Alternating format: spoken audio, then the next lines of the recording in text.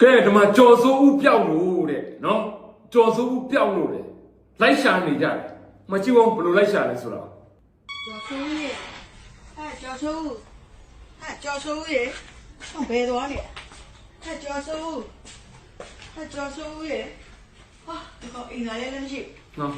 ကျော်စိုးဒီကောင်ဘယ်သွားလဲကျော်စိုးရဲ့ကဲလိုက်ရှာနေကြော်စိုးဦးမှာအိမ်နာထဲမှာလည်းမရှိဘူးတဲ့နော်ဘာမှရှာလည်းမသိဘူးကြည့်အောင်ဒီကောင်ဘယ်သွားလဲကျော်စိုးဒီကောင်ဘယ်လာမိုင်းဟေးကျော်စိုးဒီကောင်တွင်းပြီလားကျော်စိုးလားဘာဖြစ်လို့လဲကျော်စိုးဘာလို့ရှားနာလဲကျော်စိုးရှာနေတာသူနဲ့သူမိမနဲ့အဝတ်လျှော်တယ်ဆိုတော့မှလုံးကြီးတွေအဝတ်တွေချော်ခိုင်းမလို့ဓမင်းတွေချော်ဟုတ်လား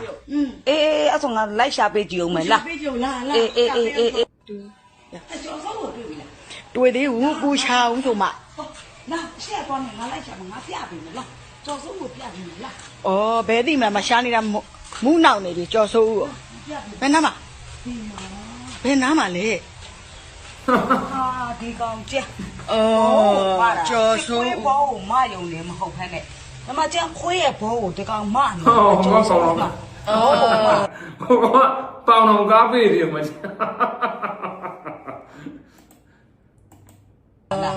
ျန်ကျော်စိုးတယ်ဒါမှကျန်ခွေးဘောကိုမတာဟုတ်ကျန်နေဆိုတာလဲမမရမနေတော့ဒါကြောင့်ဒီရှာမတွေ့တာဘူးလိုက်ရှာမနေဟိအောင်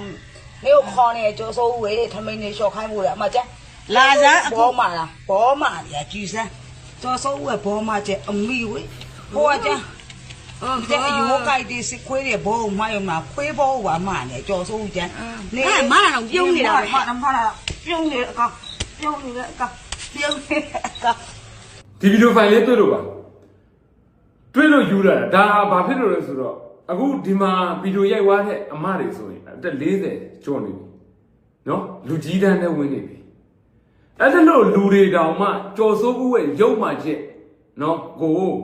ယွန်ရှာပြီးတော့ဒီလိုထွက်ပြီးတော့ပြောတဲ့လှုပ်တဲ့အဆင့်ဖြစ်လာအဲ့တော့ကြော်စိုးဦး